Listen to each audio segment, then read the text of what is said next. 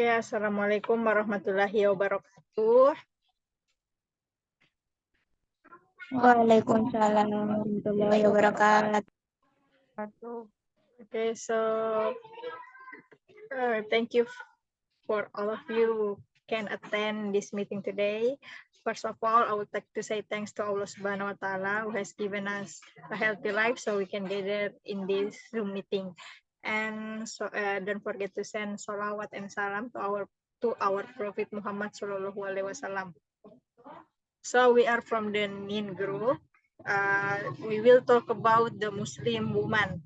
So the members are Putri Salsabila as the first speaker, and Rini Anggerini Febrianti as the second speaker, and me, Gefila Rauda Umar, as the third speaker. So for Sister Putri Salsabila, is yours.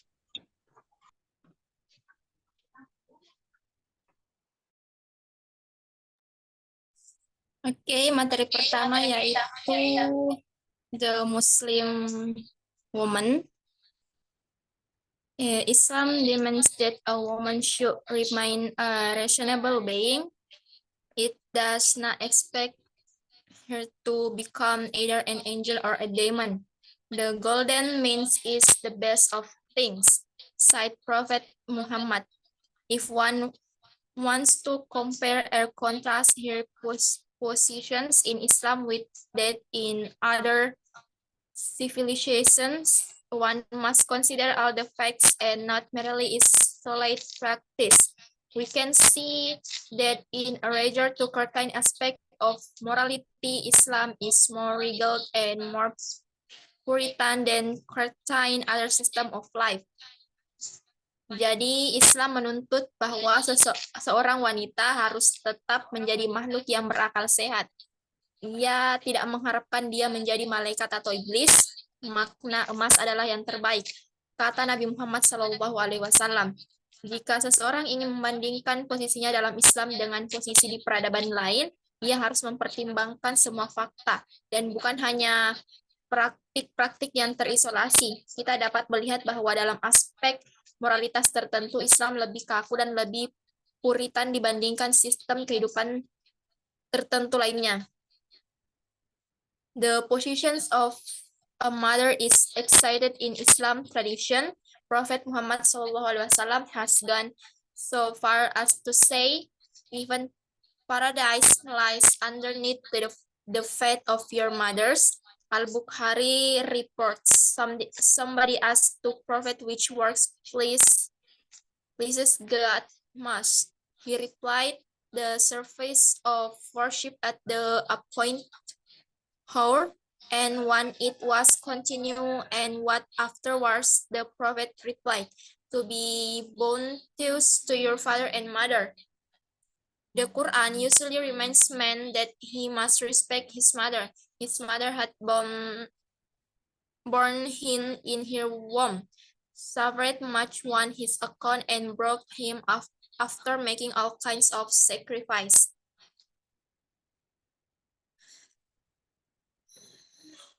Kedudukan seorang ibu ditinggikan dalam tradisi Islam. Nabi Muhammad SAW bahkan bersabda, surga pun ada di bawah telapak kaki ibumu. Al-Bukhari meriwayatkan ada yang bertanya kepada Nabi, pekerjaan manakah yang paling diridai Allah Subhanahu wa Ta'ala? Beliau menjawab, ibadah pada waktu yang telah ditentukan, dan kemudian dilanjutkan, lalu bagaimana setelahnya? Nabi menjawab, bersikap baiklah kepada ayah dan ibumu. Al-Quran biasanya mengingatkan manusia bahwa ia harus menghormati ibunya. Ibunya telah melahirkannya dalam rahimnya, sangat menderita karenanya dan membesarkannya setelah melakukan segala macam pengorbanan.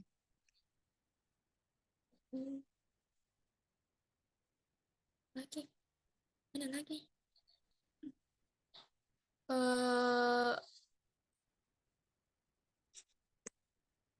Women essentially have high positions in Islam. They are creatures glorified by Allah Subhanahu wa Ta'ala with all their advantage between men and women. Islam does not recognize any discrimination. The difference lies in the function and tasks assigned to each of them. However, there are some people who still consider this a form of discrimination. Jadi wanita pada hakikatnya memiliki kedudukan tinggi dalam Islam. Mereka merupakan makhluk yang dimuliakan oleh Allah Subhanahu wa taala dengan segala kelebihannya antara pria dan wanita. Islam tidak mengenal adanya diskriminasi. Perbedaannya ada pada fungsi dan tugas yang dibebankan kepada masing-masing dari mereka. Hanya saja ada beberapa orang yang masih menjadikan hal ini sebagai salah satu bentuk diskriminasi. Itulah pemaparan materi mengenai the Islam of Women. Saya kembalikan ke moderator. Okay, thank you very much to Sister Putri Sabila. So we move to the next material and will be delivered by Sister Reni Anggreni Febrianti. Time is yours. Okay, thank you for giving me a chance. So the next material is obligations of a woman in Islam.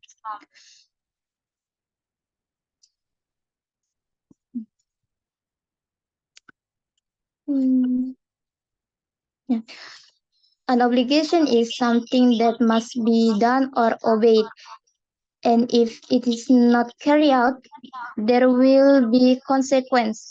In Islam, every Muslim is obligated to do so, regardless of whether they are woman or man. For a woman, there are several obligations that must be fulfilled, including worship, covering the intimate parts, and maintain honor. And the first is worship.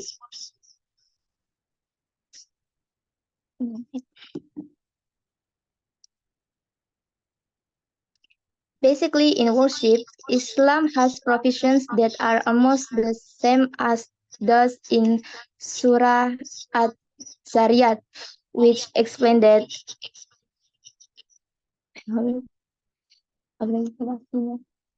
yang artinya I did not create jinn and humans except that they should worship me.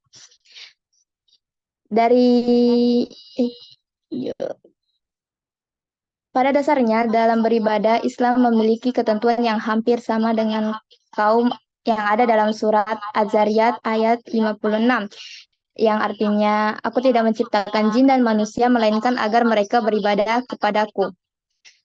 From the first above, it is clearly explained that the purpose of humans, including women, is to worship Him. The worship in question is prayer, fasting, zakat, and so on, including avoiding prohibitions and doing good. In worshipping, a person must follow the correct procedures according to what is explained in the Quran and Hadith. They must not be arbitrary and haphazard in their worship. Next, covering the intimate parts. Woman is considered a symbol of beauty. Meanwhile, in maintaining it, Islam requires all women to cover their private parts. Linguistically, private parts are a condition that would make someone embarrassed if they didn't cover it. Meanwhile, in terms of Islamic terminology and law, the aurat is a part of the body that cannot be shown under specific conditions or a boundary part of the body that must be covered. Jadi mengenai ketentuan menutup aurat sendiri, banyak dari para kaum muslimah yang belum sadar atas kewajiban ini. Banyak dari mereka menganggap memakai pakaian tertutup sebagai salah satu penghalang bagi kehidupan mereka. Apalagi mulai beredarnya isu-isu teroris yang di luar negeri sana mengakibatkan adanya diskriminasi kepada para wanita muslimah yang berhijab. Padahal cara ini sendiri merupakan salah satu cara yang dilakukan untuk melindungi kaum muslimah dari hal yang tidak diinginkan. Selain itu, pakaian yang menutup aurat juga menghindarkan para muslimah dari fitnah aurat dan menjaga kehormatannya. Next,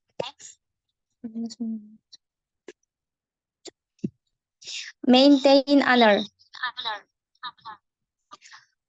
A woman must be able to maintain her own dignity.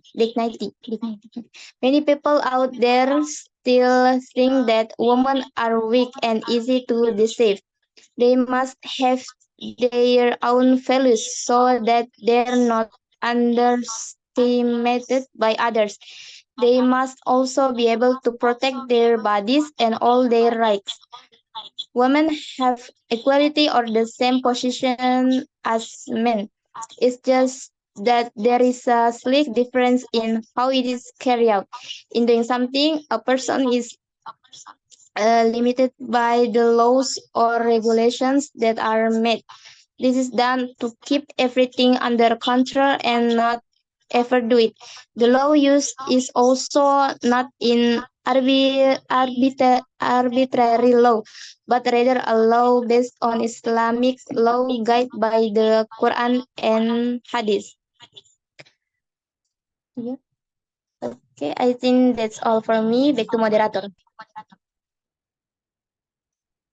Okay, thank you for Sister Renia Greni. So the next material is about words to memorize. So there are 16 vocabs that we should know. The first is demand, it means menuntut. Reasonable, it means masuk akal atau biasa saja. Demon, it means iblis or setan. Means, it means alat atau pertengahan. Civilization, peradaban. Isolated, terpisah. In regard to, berkenaan dengan. Puritan, teguh atau teguh pendirian. Exalted, mulia atau agung. Appointed, yang ditentukan atau ditetapkan. Bounteous, yang pemurah. To suffer, menderita.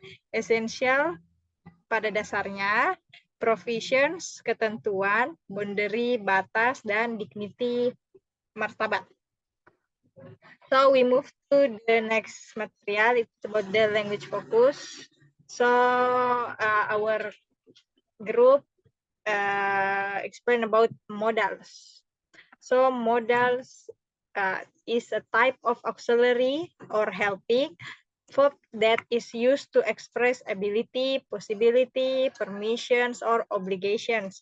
Modal phrases or semi-modals are used to express the same thing as modals, but are a combination of auxiliary verbs and preposition too.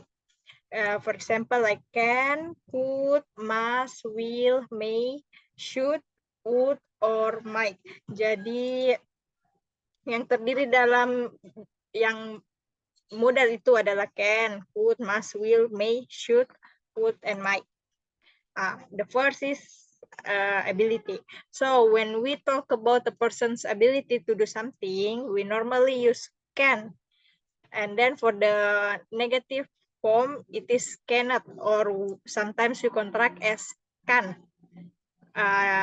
For present time, and then could for the past time, and will be able to for future time.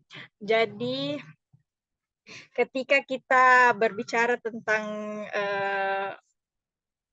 kekuatan seseorang yang bisa dilakukan, kita menggunakan modal can. Kemudian kalau misalnya dalam bentuk negative form, kita pakai cannot atau biasa disingkat dengan can. Kemudian itu dalam bentuk present time. Kemudian kalau dia past time, kita pakai could. Jadi can untuk present, could untuk past. For example, Ahmad can swim 1,000 meters now. She could swim. Jadi contoh pertama itu menunjukkan bahwa dia simple present. Kemudian yang kedua itu menunjukkan dia simple past. Next, permission. We use can I and etc. to ask for permission. Could I and may I are more formal and polite than can I.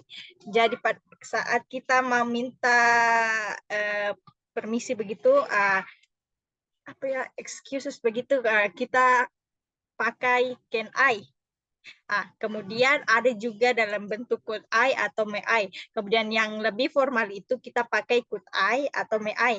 Bisa juga can I, cuman can I itu lebih tidak terlalu formal gitu ya. Lebih sopan kalau kita pakai could I or may I. Jadi kalau bicara sama orang yang lebih tua daripada kita, meminta permisi kita, harus dipakai could I atau may I. Can I itu dipakai untuk sama teman-teman tak. For example, you can or you may leave your bag here. People can drive on the roads when they are 17. Okay, next. Request. We use can you, could you, and would you, but not may you when we ask someone to do something. Could and would are more formal and polite than can. Jadi sama aja dengan penjelasan sebelumnya, could sama would itu lebih sopan. Kemudian kita pakai can you, could you, and would you pada saat seperti meminta tolong begitu ya. Kemudian tidak bisa bilang may you, tidak ada may you. Jadi yang ada itu cuma can you, could you, atau would you. Contohnya, for example, can you help me? Could you open the door, please? Would you mind to give that pen? Jadi for can you itu ya lebih lebih formal kalau pakai could you dan would you dibanding sama can you. Next, offers. We use shall I and I will to offer to do something. Not that shall I is the question. Jadi shall itu dia bentuk pertanyaan. For example, shall I open the door? Yes, please. Or no, thank you. Jadi pada saat kita pakai shall itu hanya bisa digunakan ketika kita bertanya. Jadi shall itu tidak ditemukan di positive form atau negative form. Cuman digunakan pada saat bertanya. Okay, next. Okay, so we move to the quiz. So for the participant, please scan. Can you scan, please, and do the quiz? Please scan.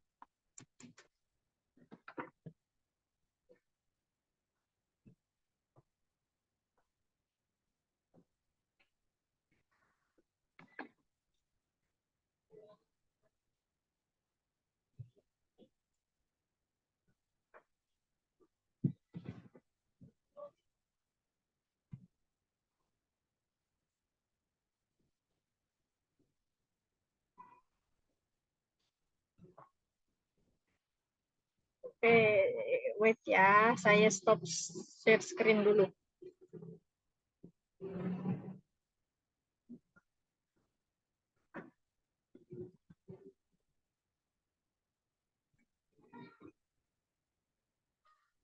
Oke, jadi teman-teman boleh di-scan QR-nya. Kemudian play the game. Ya, let's play together. Or let's play together deh. Let me stop share. Ya. Selesai? Bilangnya begini lagi. Oh. Let's play together.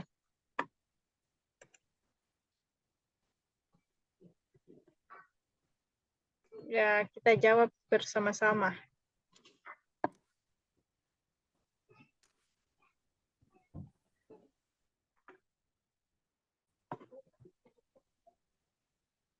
Coba masuk Dewi.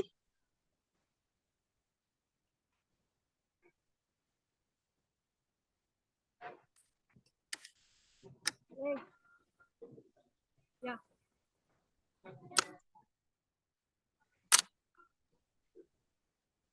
Main Kak juga. Baru putih-putih.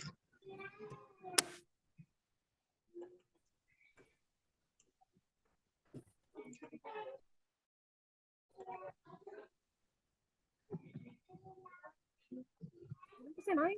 Mana? Okay, let's answer together. Tolong dibesarkan suaranya ya. Ya. Jadi di dalam titik-titik ini apa jawaban yang paling tepat? Excuse me, officer, blah blah blah. You tell me how to get the station. Could you, may, or shall? Yang mana jawaban yang benar? Good. Oh. Yay. Good.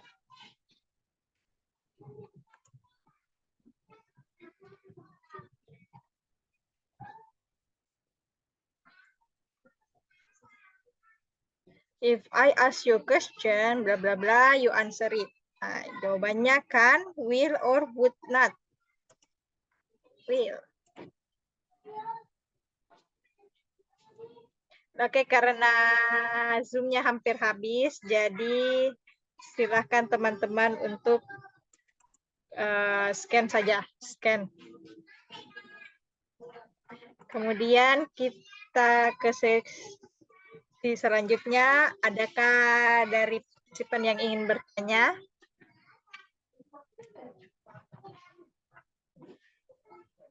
Ada yang ingin bertanya? Kalau tidak ada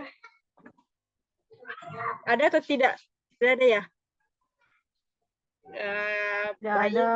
Oke, baik. Thank you very much for your attention. Wassalamualaikum warahmatullahi wabarakatuh. Waalaikumsalam warahmatullahi wabarakatuh.